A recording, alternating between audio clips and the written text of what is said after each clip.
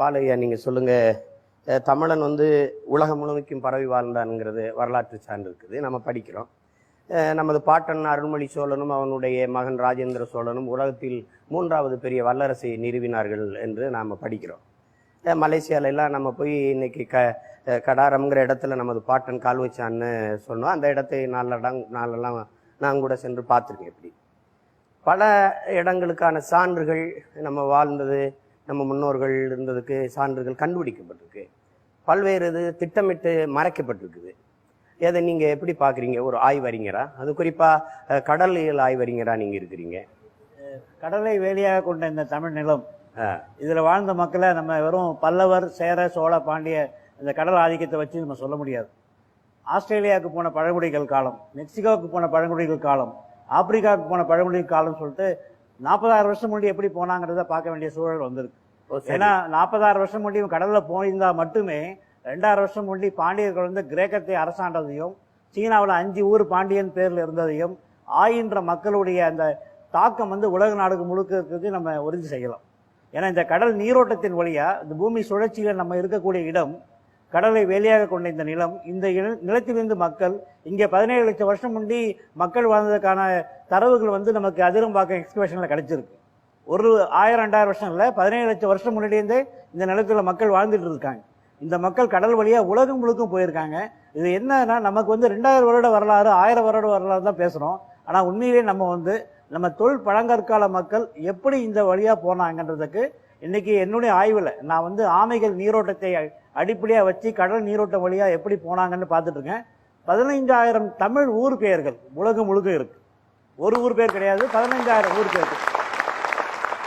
மெக்சிகோல திகழ்ன்ற ஊரு, இந்தோனேஷியாவில் தென்மாந்தன்ற ஊர், ஆஸ்திரேலியாவில் தமிழி குடின்ற மாதிரி ஊர்கள், அது மாதிரி உலகம் முழுக்க தமிழ் ஊர் பேர் இருக்கு. இது மட்டும் இல்லை, இந்த ஊர்களில் தமிழுடைய பண்பாடுகள் இருக்கு. 140 பண்பாடுகள்.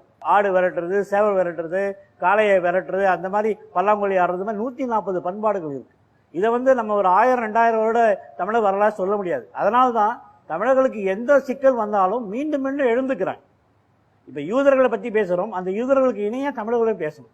அந்த யூதர்களே தமிழருடைய ஒரு அடிக்கோள் மக்கள்ன்றது இப்ப நமக்கு ஆய்வுல தெரிய வந்தது.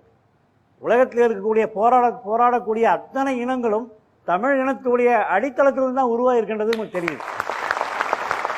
அதே மாதிரி உலக நாட்டு மக்கள் காற்றை பயன்படுத்தி வந்தாங்க, இவங்க நீரோட்டத்தை பயன்படுத்தி போயிருக்காங்க. இவங்க விலங்குகள், தாவரங்கள் எல்லாத்தையும் பயன்படுத்தி கடல்ல இப்ப நம்ம பேசுறோம், கடல் நீரை நல்ல தண்ணியா மாற்ற பத்தி பேசுறோம். 2000 வருஷம் முன்னாடி இவங்க மெக்சிகோக்கு போனப்ப கடல் நீரை நல்ல நீரை மாற்றி கொண்டு போயிருக்காங்க. இதனால இந்த தமிழருடைய தொன்மையை இன்னைக்கு கிடைக்கக்கூடிய கல்வெட்டு, இன்னைக்கு கிடைக்கக்கூடிய செப்பேடுகள், அதை வச்சு மட்டும் முடிவு சொல்ல முடியாது. இதனுடைய கடல் நீரோட்டங்கள் வழியாக இன்னைக்கு ஆமைகள் வரக்கூடிய வழிகளை பார்க்குறப்ப உலகம் முழுக்க இந்த மக்கள் பல காலத்துல, பல நூற்றாண்டுக்கு முன்னாடி, பல 1000 வருஷம் முன்னாடி போனது தெளிவா தெரியுது. அதனால்தான் உலக நாடு மக்கள் எல்லாரும் தமிழை ஆய்வு பண்ணாங்க. இங்க நம்ம நாடு பிடிக்க வந்த இங்கிலீஷ்காரங்க வெறும் நாடு மட்டும் பிடிக்கல, தமிழ்னா என்னென்ன ஆய்வு பண்ணாங்க. அதனால்தான் கால்டுவெல் நம்முடைய 12 மொழியோட தொடர்பு பண்ணாரு. இன்னைக்கு கிட்டத்தட்ட உலகத்தில் இருக்க 110 மொழிகளோட அடித்தளம் தமிழ்ல தான் உருவாயிருக்கு. அதே மாதிரி கடல்சார் மேலாண்மையில உலகத்தில் இருக்க எல்லா கடல்சார் திறனிலையும் தமிழுடைய ஆளுமை இருக்கு. அதனாலதான் கட்டுமுறம்ன்ற வேடை அப்படியே இருக்கு, கீழ்ன்ற வேடை இருக்கு. கடல் மேலாண்மை தொடர்பான அத்தனை சொற்களுக்கும் முதல் சொல் தமிழ்ல தான் உருவாயிருக்கு. நம்மளுடைய நாவாயிலிருந்து நாவாயின்றது ஓடுக, அதுதான் பின்னாடி நாவின் மாறி நேவின் மாறி இருக்கு. நிறைய கடல் கிட்டத்தட்ட ஒரு 200 சொல்லுக்கு மேல கடல்ல பயன்படுத்தக்கூடிய சொல் எல்லாமே தமிழ் சொல்லதான் இருக்கு. இப்ப நான் ஒரிசால 20 வருஷம் இருந்தேன். அங்க போய் தான் நான் யாருன்னு புரிஞ்சுக்கிட்டேன். அங்க போய் தான் நீ கலிங்க மன்னன் காரவேலன் கல்வெட்டு காமிச்சு 1300 வருடங்கள் ஒற்றுமையா இருந்த ஒரு தமிழ் சமூகம்னு எனக்கு சொன்ன பிறகுதான் எனக்கே உரைச்சது நான் யாருன்னு. அதே மாதிரி இமயமலையில போய் அகஸ்தியமணின்ற ஊருக்கு போனப்பையும், பக்ருன்ற ஊருக்கு போறப்பையும், அதே மாதிரி சோலா பாஸ் போனப்பையும், இந்தியா முழுக்க போனப்பதான் நான் என்னுடைய உணர்வு என்னுடைய நரம்புலாம் குடிக்க ஆரம்பிச்சது.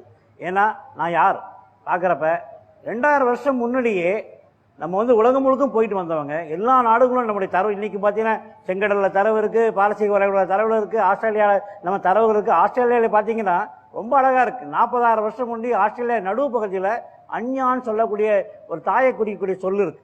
20,000 வருஷத்துக்கு பின்னாடி பார்த்தீங்கன்னா ஆயின்ற சொல் இருக்கு. இன்னைக்கு கடற்கரைக்கு கொஞ்சம் முன்னாடி பார்த்தீங்கன்னா ஆத்தான்ற சொல் இருக்கு, கடற்கரையில் அம்மான்ற சொல் இருக்கு. ஆஸ்திரேலியாவில் 40,000 வருஷம் கூடி ஒரு தாயை குறிக்கூடிய சொல் எப்படி போயிருக்குன்னு பார்க்குறப்ப உலகம் முழுக்கும் அம்மான்ற சொல்ல பார்த்தா அடித்தளம் தமிழை தான். அருமை.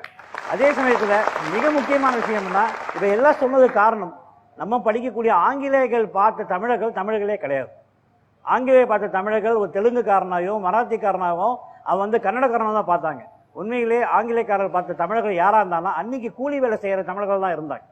முதல்ல வந்து நம்ம நினைக்கிற மாதிரி வரலாறுன்றதை ஒருமுறையாக பார்க்க முடியாது. வரலாறு 35 துறைகளை ஒருங்கிணைச்சு பார்க்கணும். புவியியலை அடிப்படையாக வச்சுக்கிட்டு பூமி சுழற்சி அடிப்படையாக பார்க்குறப்ப நம்ம நிலம் கடல் சொல்லக்கூடிய இடத்துல எத்தனையோ நகரங்கள் மூழ்கியிருக்கு. நானே கன்னியாகுமரியில் 140 கிலோமீட்டரில் மூழ்கி இருக்க தீவை நேரில் பார்த்துட்டு வந்தேன். அதே மாதிரி பூம்புகாரில் 21 கிலோமீட்டரில் மூழ்கி இருக்க இடம் பார்த்துருக்கும்.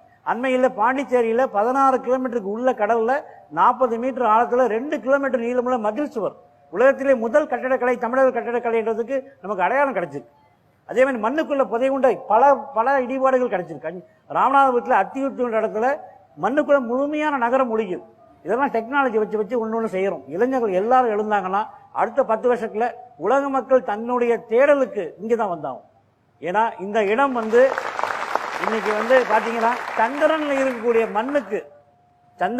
மண்ணுக்கு இணையான மண்ணு நம்ம சேலம் மாவட்டத்தில் இருக்கு, நாமக்கல் பக்கத்துல இருக்கு. அவனை இப்ப ஆய்வு பண்றான். சந்திரனுக்கு போறதுக்கு ஆய்வு எங்க பண்றான்னா சித்தனப்பூண்டின்ற இடத்துல நாமக்கல் ஆய்வு பண்றான். ஏன்னா சந்திரனுக்கு இணையான மண் இங்க இருக்கு. இது எவ்வளவு ஒரு மூத்த குடின்றது மிக மிக தெளிவா இருக்கு. அதே சமயத்துல இன்னைக்கு வந்து ராக்கெட்காரர் வர்றப்ப திருநள்ளாறு பகுதி வர்றான். ஏன்னா இன்னைக்கு பூமியிலேயே ஸ்பெசிபிக் கிராவிட்டி புவி ஈர்ப்பு விசை மிக மிக குறைவா இருக்கிற இடம் நம்ம தமிழ்நாடு தான். ஏன்னா இந்த இடத்துல எந்த பொருளும் மேல இருந்து கீழே வரலாம், கீழே இருந்து மேலே போகலாம். நீங்க பாக்குற இன்னைக்கு தமிழ் தொன்மைன்றது பாரதியார் சொன்ன மாதிரி ஒரு தோற்றம் மயக்கம், ஒரு காட்சி பிழை தான். இன்னைக்கு இணையம் மூலமா உலகம் முழுக்கும் உலகத்தில் இருக்க எல்லா நாட்டிலையும் தமிழர்கள் வந்து ஆய்வு பண்றாங்க. எல்லாருக்கும் தேடல் இருக்கு. பாக்குறப்ப தமிழ் வந்து எவ்வளவு மிக மிக மூத்த குடின்றது நம்மளும் சொல்லுவோம், உலக மக்களும் சொல்லிக்கிட்டு தான் இருக்கிறாங்க. ஆனா நமக்கு தான் தெரியும்.